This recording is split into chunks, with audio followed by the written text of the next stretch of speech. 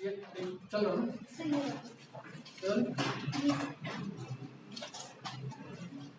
Internal इसलिए होता है कि हम एक दूसरे को पहचान लें, ठीक है। आने वाले एक साल तक दोनों समाज रहोगे, नहीं और ओबीटी उसका प्रेरणा किया जाएगा। लेकिन जब तक आप लोग काम करते रहोगे, मैं आगे काम करता रहूंगा, हमारी मुलाकात और बातें होती रहेगी, है ना।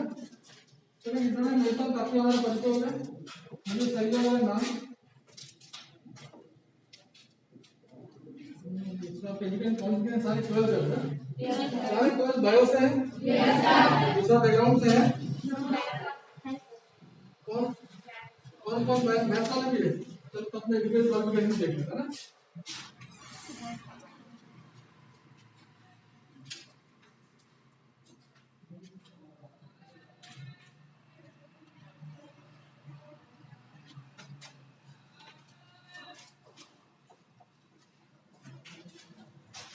सिर्फ 3 चीज चाहिए आज, बाकी जो होगी हमारे इंटरेक्शन सेक्शन होते रहेंगे, तो बाकी आपकी जो भी जानकारी होगी वो उसमें से कलेक्ट कर लूंगा, ठीक है। आपका नाम चाहिए मुझे, अपनी क्वालिफिकेशन और अपनी क्या क्या ड्रीम्स है ना। बिना ड्रीम्स कोई है, बिना सपने कोई है, सपने का देखते हो खुली आंखों देखते हो, सभी लोग खुली आंखों सपने देखते हैं, कोई सोते समय सपने नहीं देखते, वो भूल जाते हैं। खुली आंखों से जो सपना देखोगे वो पूरा होगा, है ना। चलो देखते हैं हम खुली आंखों सपना देखते हैं, कैसा सपना देखते हैं। सपने देखने के बाद सब जोर से ताली बजाएंगे, ठीक है। मैं यहाँ पे इसलिए बुलाऊंगा ताकि इंटरेक्शन होते होते आपको कॉन्फिडेंस बढ़े। Manisha Cosme from Moga district, Rajnandgaon. I am a 12th passed standard. I become my aim. I am my sorry. My name is Narayani Sahu. My qualification DSP first 20th standard pass out. BSc second year regular. और मेरा dream IPS police officer. IPS police किसने बोला आपको IPS जाना है? किसने बोला कि आपको IPS पे जाना है? किसने बोला? मेरा सपना है। वो कब क्या IPS से? Indian officer. Good. My name is Dipti Sahu from Raipur district, Rajnandgaon. I have completed 12th pass out bio subject. My dream and medical technician. Romantic मोहम पता सबको?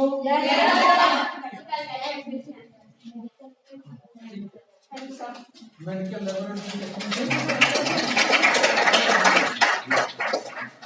My name is Parna Sahu. My basic qualification, I have completed 12 of science. My goal is Indian Army. My name is Kumar Sheikh and I belong to village Kotiya district, Balos. I have passed class 12 with math and my goal is to become medical technician. Thank you, sir. Welcome.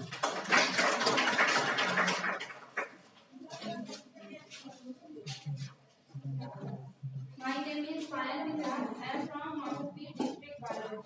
My basic qualification is 12th standard science.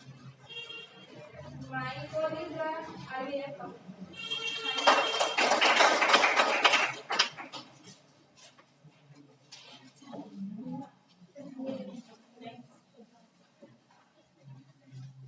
मेरा नाम कौशल्या साहू है, district Rajnandgaon, block Surya. मेरा dream nursing का है। मैं qualification 12th bio.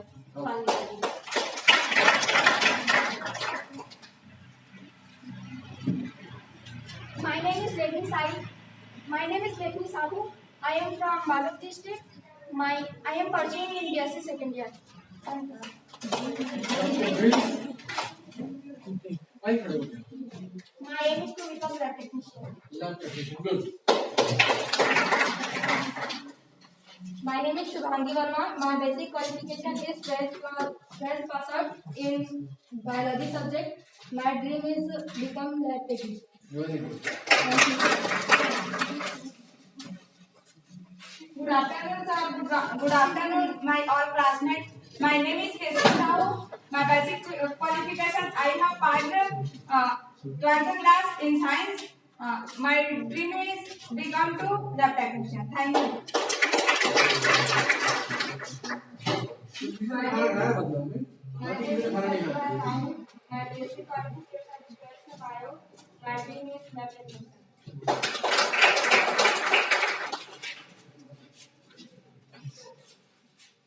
My name is Tani Sonda. I am from Kairi district, Rajasthan.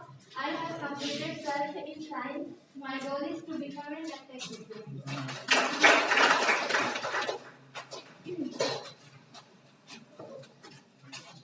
My name is Sarna Devanda. My basic qualification is bio. My goal is lab technician.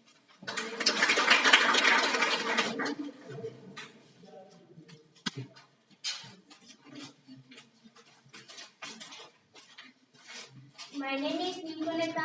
I am from Jondra district, Rajasthan. I passed my 12th in bio. My goal is to become lab technician. Thank you, sir.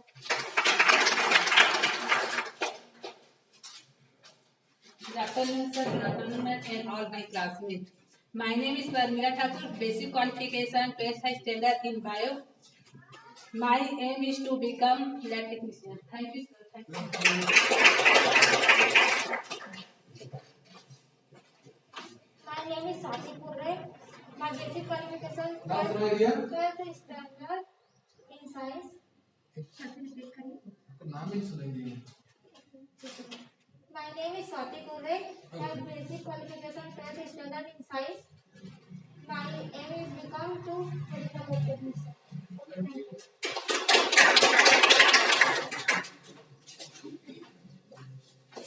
My name is Seema Sahu. My basic qualification is 12th class biology stream, and my dream is to become a lab technician. My name is Meena Sonkar. I live in Sari from district Rajasthan. My basic qualification 12th standard. My dream is to IPS police officer.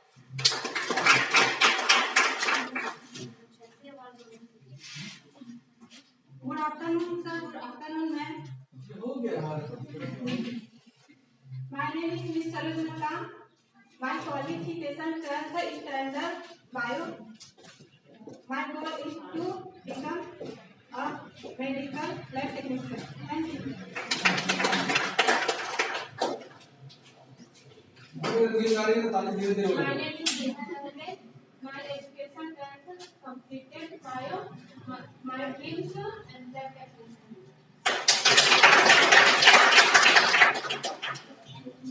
क्या नाम बताया था आपने? Neha Nagare.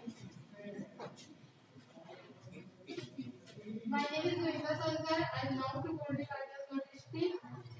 My aim is to become to lab technician.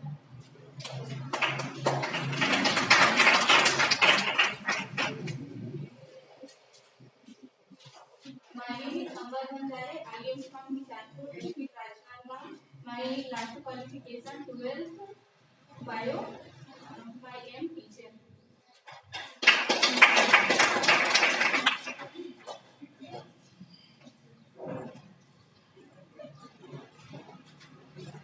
My name is Leslie Rishi. My basic qualification is 12th standard bio.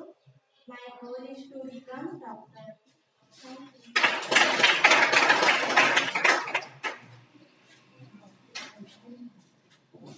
My name is Shivendra Sahu. I belong to Sari district of Balot. My basic qualification is 12th standard biology. I want to become lab technician.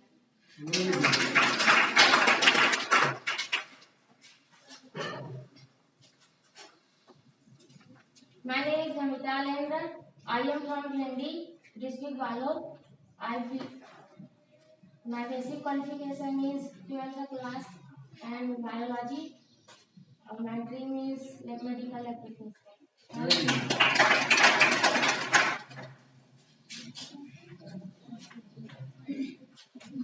My name is Deepika Niroti and I am from Hathirana district, Rajasthan. My basic qualification 12th class biology. My BCom is a goal successful medical lab technician. Very good.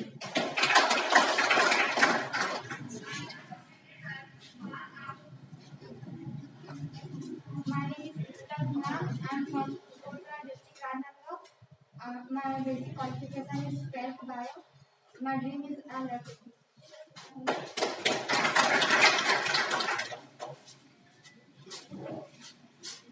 My name is Deepika Devare.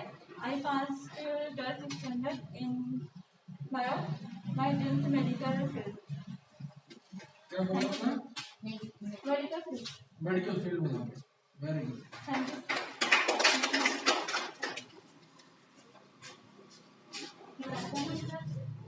My name is Nisha Selak from Mahmoodpur district, Balod. I have passed my 12th standards bio. My goal is to become police officer. Thank you.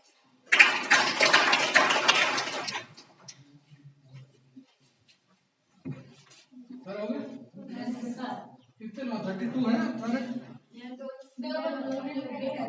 दो absent है? कौन absent है? रीना और रणवीर और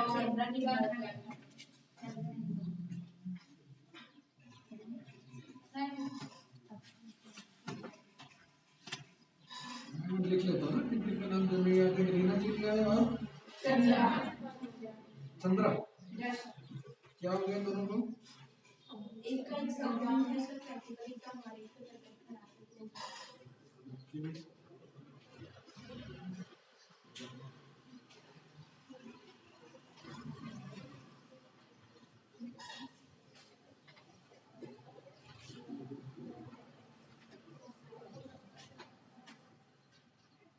ये तो होगी हमारी बेसिक इंट्रोडक्शन.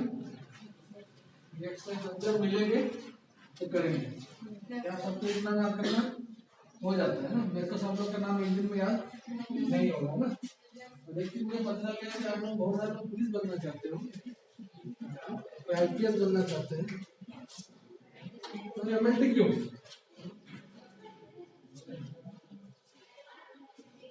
एमएलटी क्यों? तो ऑप्शन नहीं थे इसलिए. जो पुलिस बनना चाहते हैं, जो आईपीएस बनना चाहते हैं, जो आईएएस बनना चाहते हैं, तो एमएलटी क्यों कर रहे हैं? नेक्स्ट सेशन में हमारा ये क्वेश्चन ये होगा. मैं आज ही करना चाहता था लेकिन आज मैं नहीं करूँगा तो कुछ लंबा हो जाएगा. हम एमएलटी में क्यों ज्वाइन किए हैं? तो उसको ज्वाइन करते तो क्यों ज्वाइन करने सवाल आता है. हमने क्यों ज्वाइन किया उसमें. ठीक है. एमएलटी का आपको तो पता है लैब टेक्नीशियन का बेसिक जॉब के लिए होगा. तो आपको पता ही है. अरे साइंस बैकग्राउंड है. ब्लड ग्रुप और ब्लड टाइप्स के बारे डोमेन सर आपको बताएंगे, मैडम बताएगी. मैं भी थोड़ा बहुत सीख लूंगा आप लोगों से, है ना, बातें करते करते. आप जिस ऑर्गेनाइजेशन में आए हो, जिसके थ्रू आए हो, जो गवर्नमेंट ऑर्गेनाइजेशन है, उसका नाम क्या है? फुल फॉर्म सभी को पता है? कौन बताएगा? आप बताएं. आप बता दीजिए. आप बात उठाई नहीं. दीनदयाल उपाध्याय ग्रामीण कौशल योजना. तो ये ग्रामीण कौशल्य योजना है. इसका मतलब क्या है? जो ग्रामीण में जो आप बच्चे जिस गांव से आ रहे हो, है ना, वहाँ के लोगों को एजुकेट करने का, ठीक है, और उनको इस काबिल बनाने का कि आप अपने पैरों पे खड़े हो जाए. सब में पैरों खड़े हो कैसे खड़े? चलने फिरने के लिए, है ना. पैरों पे खड़े मतलब से चलना फिरना नहीं होता है. आगे जाके आप अपने खुद के लिए कुछ करोगे, अपने परिवार के लिए करोगे, तब आपका पूरा होता है पैरों पे खड़े होना, है ना. तो डीडी ने एक सर्वे निकाला था 2013 में, जिसमें उनको पता चला किताब करके सबको पता चला कि आगे जाके 2022 तक हमारे पास 48 मिलियन प्लस जॉब्स होंगे, है ना, 48 मिलियन प्लस जॉब होंगे ऑल ओवर वर्ल्ड में। तो आप लोगों को सरकार तैयार कर रही है अपने खर्चे, सरकार जो है अपने खर्चे को तैयार कर रही है आप लोगों को कि आपकी भविष्य बन रहे, ठीक है। तो आप लोग तैयार हो इस चीज के लिए, अपने भविष्य बनाने के लिए? आवाज आनी चाहिए लोग यार। दीदी जो नाश्ता का सॉरी लंच क्या मिला? दाल चावल सब्जी सब मिला ना? यंग ब्लड हो यार, अंदर से निकालो, है ना। ऐसा गुमसुम होगा तो तुम्हें पढ़ाई कैसे होगी? और एक साथ पढ़ाई भी करनी है। अगर आपको पता है कि कोर्स की कीमत कितनी होती होगी, इस कोर्स को अगर आपको अपने इंडिविजुअल सीखना हो तो कितना खर्चा होता होगा?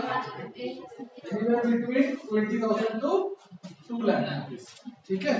तो आपको ये सुविधा हो रही है कि आपको मुफ्त में इतने अच्छे एनवायरनमेंट में इतने अच्छे सर सिखाते हैं आपको।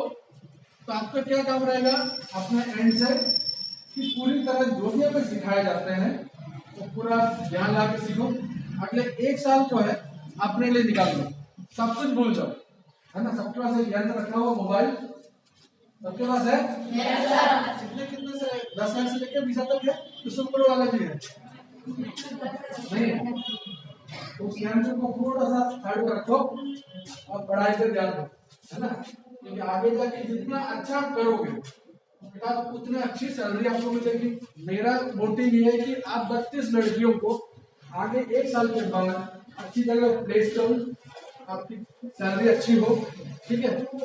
और आप क्या करोगे इन रिटर्न मुझे क्या मिलेगा? जब आप लोग अच्छी जगह जॉब करोगे, अच्छे से पैसे कमाओगे, जहां पे भी जॉब करोगे वहां से मुझे रिटर्न अच्छी आनी चाहिए, ठीक है।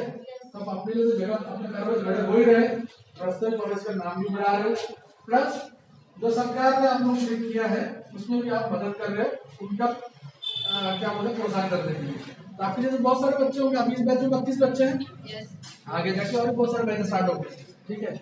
तो आप लोग नींव रखे हुए हैं रस्तोई कॉलेज में पहला MLT बैच, तो ठीक है अपनी ताली बजा लो। तो पहला फाउंडेशन कोर्स जो है ना आप लोग करेंगे, तो आपको उनके लिए एक अच्छा चीज बना के रखना है ताकि उनको पता चले कि रस्तोई कॉलेज से जो भी निकले, जितने भी लड़कियां निकले हैं काफी अच्छी जगह पर, ठीक है। तो दीनदयाल यूनिवर्सिटी के बारे में आपको पता है अच्छे से, उसका फुल पता है। अब हम लोग बात करते हैं थोड़ा डिसिप्लिन की। Without discipline nothing is possible, है ना। डिसिप्लिन क्या होता है? अनुशासन। अनुशासन होना बहुत जरूरी है, तो बिना कुछ हो सकता है? अनुशासन है हमारे इंस्टीट्यूट के जो आपको फॉलो करना ही है। जिसको नहीं पसंद आए वो अभी यहाँ से अपना सामान लेके बन जा सकते, और मैं नहीं चाहता कोई भी जाए, ठीक है ना। तो उसका पुराना माँ बाप को छोड़ के आए तो पहले तो नहीं चाहिए ना। अनुशासन बहुत सिंपल सी बात है, टाइम पे आना है आपको यहाँ पे, ठीक है। डिसिप्लिन मेंटेन करनी है, ज्यादा हल्ला गुल्ला मस्ती वस्ती नहीं करने का है। पढ़ाई करने आया हो, पढ़ाई की जगह पे जैसा रहना चाहिए वैसे रहना। आई कार्ड सभी को पहनना है, आई कार्ड का कभी इशू नहीं होगा आप लोग, है ना। एक और महामारी चल रही कोविड, तो आपको मास्क सभी को पहनना ही है और डिस्टेंस मेंटेन करना है। और उससे सबसे इम्पोर्टेंट बात है अटेंडेंस, ठीक है। 85% मिनिमम अटेंडेंस चाहिए सभी की, तभी आप एग्जाम में बैठ पाओगे। 85 से नीचे हुआ तो आप एग्जाम में नहीं बैठ पाओगे। एग्जाम में नहीं बैठ पाओगे तो मतलब क्या होगा? आपका सेमेस्टर पूरा नहीं होगा। सेमेस्टर पूरा नहीं होगा तो सर्टिफिकेट्स नहीं मिलेंगे आपको। सर्टिफिकेट में कुछ होता है या फिर 12th के सर्टिफिकेट मिला उसके बेसिस पे आप यहाँ पे आओगे। तो सर्टिफिकेट लेने के लिए आपके जो परसेंटेज लेवल है कितने होने चाहिए? 85, ठीक है। अगर आप में से जितने मैं चाहता हूँ सभी लोग 95 के ऊपर आए तो हम लोग गिफ्ट देंगे वो लोग, ठीक है, ताकि आप रेगुलर आते रहे, ठीक है। हर 3 महीने में काउंट करूंगा आप लोगों के साथ से, जिसका भी 95 के ऊपर आएगा अटेंडेंस उनको मैं गिफ्ट करूंगा, ठीक है, हमारे कॉलेज की तरफ से। तो आप लोग को क्या होना चाहिए? आपको जितना हो सके छुट्टी ना मारे, घर ना जाए, यहीं बैठ के पढ़े, और कोई भी किसी भी तरह इश्यूज है तो सर से कॉन्टेक्ट कर ले, ठीक है। मैं अपना नाम और नंबर भी दे दूंगा बाद में आपको, ताकि आपको कोई इशू तो मुझसे भी बात कर सकते हो। बट पहले आपको यहाँ के जो सर है उनसे पहले कॉन्टैक्ट रखना है। यहाँ पर सॉल्व नहीं होता है तभी मेरे तक आप एस्केलेट करोगे, ठीक है। यूनिफॉर्म में ही आना है, सारे यूनिफॉर्म में ही आते हैं, ठीक है। और कोर्स के प्रति जो है आपका लगाव हमेशा बनाए रखें, ठीक है, जितना हो सके। मैंने बोला ना, ये एक साल में जो है ना अपने आप को इस तरह तैयार कर लो कि आगे जाके कोई भी इंटरव्यू सेशन में आपको कोई दिक्कत नहीं होना चाहिए। इंटरव्यू सेशन कैसे होंगे वो आपको मैडम भी बताएंगे, मैं भी बताऊंगा। आगे जाके आपके इंटरव्यूज में किस किस तरह के सवाल पूछे जाएंगे। अभी तो आप इनिशियल स्टेजेस में हो, आप उसकी चिंता मत करो। आपकी चिंता सिर्फ इतना ही होना चाहिए कि मैं बेसिकली इसको कितने अच्छे ले सकूं यहाँ से। ये जो आपको 15 से लेकर 2 लाख रुपए तक खर्चे जो आपके जैसे जाने वाले थे वो सरकार भर रही है, तो ये मुफ्त में थोड़ा आपकी तरफ से है ना। तो कोशिश कीजिए कि मुफ्त की सेवा को आप जितना हो सके उतना अच्छे से ग्रैब कर लें और अपॉर्चुनिटी को बनाए रखें। ट्रेड के बारे में तो आपके 1T की फुल फॉर्म तो सारे आपको पता है। मैथ्स में कौन था आप? मैथ्स से ट्रांसलेशन कैसे होगा फिर आपका साइंस में आपको दिक्कत नहीं जाएगी, नहीं जाएगी। बाहर में सब सीख जाओगे। ब्लड वर्किंग का बहुत सारी चीजें हैं, ठीक है। तो एक ही लड़की है जिसको मैथमेटिक्स में तो अभी कोई था, और कोई दूसरा ट्रेड से आया क्या मैथमेटिक्स से? आप ही हो। और आपको पता है कि इस ट्रेड में क्या क्या करना होगा? ये जो ट्रेड आपने जो लिया हुआ है MLD मेडिकल लैबोरेटरी टेक्नीशियन, इसमें आपको क्या क्या करना होता है? चलो एक एक करके आप पूछे, धीरे धीरे आता सबके पास। एक आप बताइए क्या करना होगा? ओके, हाँ बिल्कुल, बैठे बैठे कोई खड़े रहने जरूर नहीं है। यूरिन टेस्ट हो गया, और कौन सा टेस्ट होता है? CSR हो गया, क्या है CSR में? यूरोसाइट सर्टिफिकेशन रेट, ठीक है। नेक्स्ट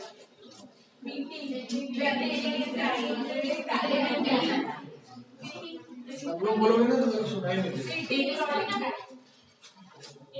क्लॉटिंग है ना, विदाउट टेस्ट करोगे, ओके। विदाउट का स्पेलिंग क्या है?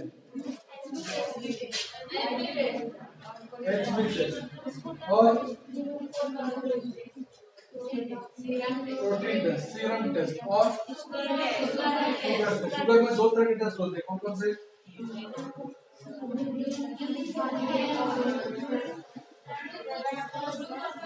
फास्टिंग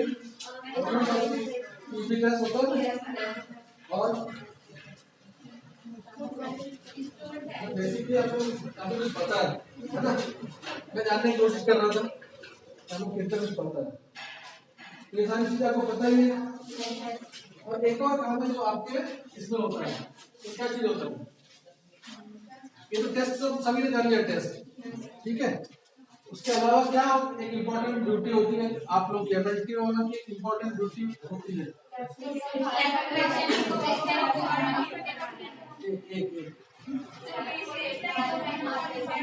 लैब को क्लीन करने का जितने इंस्ट्रूमेंट है उसको, ये आपका प्राइमरी जॉब। प्राइमरी जॉब क्यों है? सुबह उठ के सब नहाते हैं, आज कौन कौन नहीं नहाया है? सबने नहाया है? गर्म पानी पीती नहाने? अभी तो मैंने पूछा किसी किसी ने नहाया, ठंडे पानी सब नहा लेते? बहुत बढ़िया। जैसा हम अपने आप को साफ करते हैं ना, ये हमारा प्राइमरी जॉब। वैसे ही आपका प्राइमरी जॉब क्या है? जितने भी टूल्स है, जितने भी इंस्ट्रूमेंट आप यूज करते हो, टूल्स यूज करते हो, तो सबको सफाई रखना इम्पोर्टेंट है। ब्लड वर्क का काम है ना, क्लीनिंग नहीं होगा, हाइजीन नहीं होगी, इंफेक्शन आपको लग सकता है और गलत रिपोर्ट आप कर सकते हो। और आपके ऊपर बहुत बड़ी जिम्मेदारी, जो डॉक्टर्स होते हैं ना, वो कैसे डायग्नोस्टिक होता है, डायग्नोसिस होता है, प्रोग्नोसिस, इसका डिफरेंस होता है। डायग्नोसिस और प्रोग्नोसिस आपको किसी को पता है क्या? डायग्नोसिस कब करते हैं? पहले करते हैं, डायग्नोस करते हैं। आप लोगों का काम क्या है? डायग्नोस्टिक का, ठीक है ना?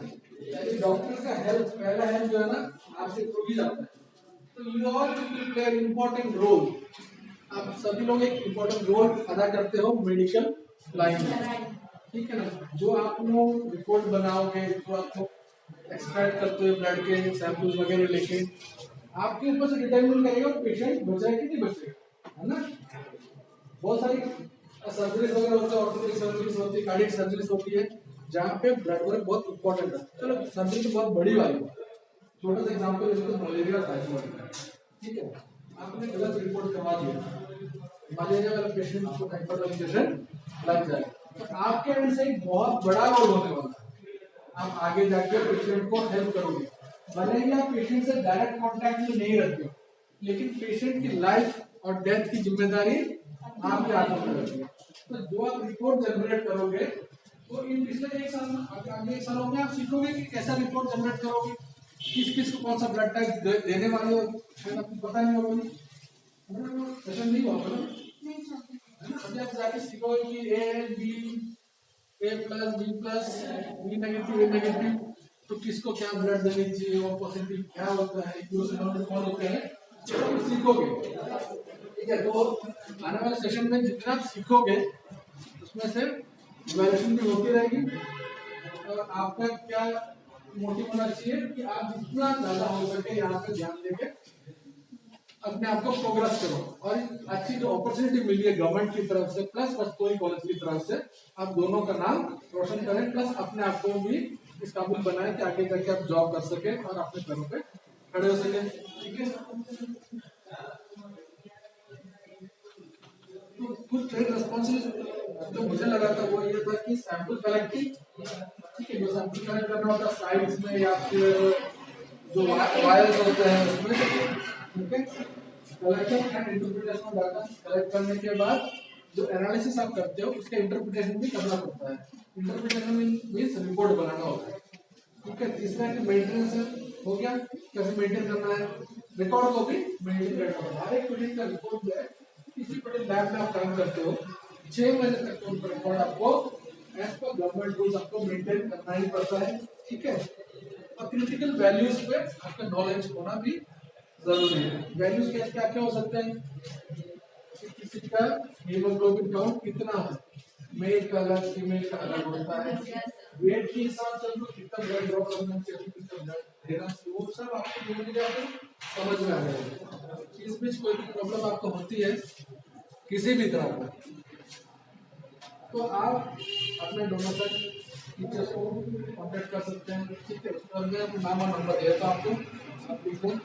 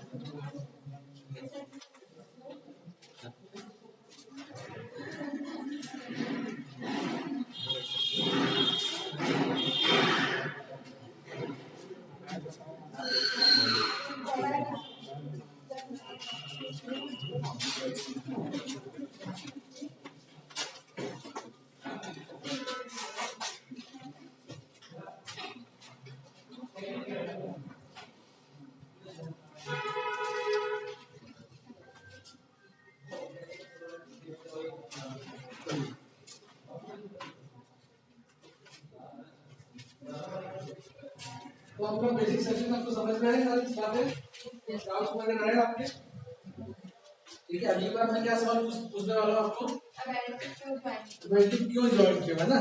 बहुत जरूरी है, कुछ कर रहे तो क्यों करें, है ना? सब लोग अलग अलग पॉइंट ऑफ व्यू कॉपी नहीं करेगा ना, जब कम से 10 अलग कॉपी कुछ देख करेंगे तो पॉइंट तो मैच होगा ही होगा, लेकिन कोशिश करेंगे कि नया कुछ निकाल के, ठीक है? हर बार कुछ नया करेंगे तो ये अच्छा रहेगा। ठीक है, तो आज के लिए मैं खत्म करता हूँ और उम्मीद करता हूँ कि आगे जाके हम लोग मिलते रहेंगे। साल महीने में मैं 2-3 बार आऊंगा आपको मिलने के लिए और सेशन करते रहेंगे। और अगली बार आप ये भी पता रखिएगा, एक और चीज, आप सबके पास मोबाइल है, आप एक और मेरा पता बताइए कि इंडिया में कौन कौन से अच्छे डायग्नोस्टिक सेंटर्स है, तो कहीं ना कहीं आगे जाके आप किसी न किसी डायग्नोस्टिक सेंटर में काम करने ही वाले हो। करोगे ना सब लोग? मैं सोच रहा हूँ पुलिस वाले करने क्या होते हैं, पुलिस वालों को चिंता करने की जरूरत नहीं, उनको भी जरूरी नहीं कि आपको डंडा लेके घूमने की वाली बात है। पुलिस वालों को भी ब्लड रिपोर्ट सब करने की जरूरत पड़ती है, उनके अपने हॉस्पिटल, जैसे मिलिट्री हॉस्पिटल होता है ना। किसी ने मुझे कहा था कि मैं मिलिट्री में जाना चाहती हूँ, कौन आप मिलिट्री में जाना चाहते हो? वहाँ पे भी डॉक्टर्स होते हैं, टेक्निकल स्टाइल होते हैं, तो वहाँ पे भी आप काम नहीं करते हैं। ऐसे नहीं कि आप मिलिट्री में जाना चाहते तो वो भी जरिया है। तो यहाँ पे अपॉर्चुनिटीज बहुत सारे है ना, ऐसे जरूरी नहीं कि आप लैब में काम करें। आपको पता लगा कि इंडिया का बेस्ट लेबोरेटरीज कौन कौन से हैं, ये सब आप माइंड में रखोगे तो आगे जाके आपको फायदा होगा कि हम कैसे कैसे काम का बुक कर सकते हैं। आगे सेशन में मैं आपको बताऊंगा कि आपकी जो एमएलटी का कर वो बेसिक लेवल की होगी ना, क्लास 1 एमएलटी से होता है, डीएमएलटी होता है, उसके लिए क्या कर ग्रेजुएट होना चाहिए, उसके ऊपर में बहुत सारी चीजें हैं जो आप कर सकते हो। मैं स्टेप बाय स्टेप आपको नए नए चीजों के बारे में बताता रहूंगा। इन द मीन टाइम आप लोग क्या करोगे, आप लोग भी अपना ग्रोथ के लिए पढ़ाई करते हैं। अगले 1 साल सारा चीज भूल जाओ, मूवीज तो वैसे भी बंद है, तो मोबाइल भी है, यूट्यूब में देखो बहुत सारे वीडियोस, और भी जो कॉलेज के बच्चे हैं जो एमएलटी कोर्स करके क्या क्या किए हुए हैं। अब इसमें कुछ लोग ऐसे लोग जानता हूँ, कुछ लोग जो 80,000 प्लस कमाए हैं इसी कोर्स करके, 80,000 प्लस अपने भाइयों की शादी भी करवाए। ऐसा भी मैं एक लड़का उसमें जानता हूँ जो कमा रहे हैं। अब हर कोई ऐसे कमाए ऐसा भी नहीं, पर आपकी स्टार्टिंग सैलरी ऑलमोस्ट 12,000 के ऊपर ही होगा। कब होगा? जब आप उसके लायक एजुकेशन करोगे, है ना। ऐसे खाली चली बैठे साल भर बिता दिए मस्ती में, उसके बाद बोलोगे मुझे सैलरी नहीं मिल रही है, ऐसा तो होगा नहीं। आप जिसको मेहनत करनी पड़ती है तो खाना को देता है नहीं देता ना। खाना खाने के लिए भी आपको यहाँ से जाके मुंह में डालना पड़ता है ना। ये मेहनत कौन करेगा? मैं तो नहीं खिलाऊंगा रोज रोज ना, आपको खुद ही करना पड़ेगा। पैसा खाने के लिए तो अपना हाथ लाना पड़ेगा, ठीक है। वैसे ही आप अपना ग्रोथ करिए। मैं देखूंगा, चाहता हूँ ऐसा कि अगले 1 साल में हम साथ में रहें, अच्छे से पढ़ाई करें और आगे आपके फ्यूचर में अच्छा करें। Thank you.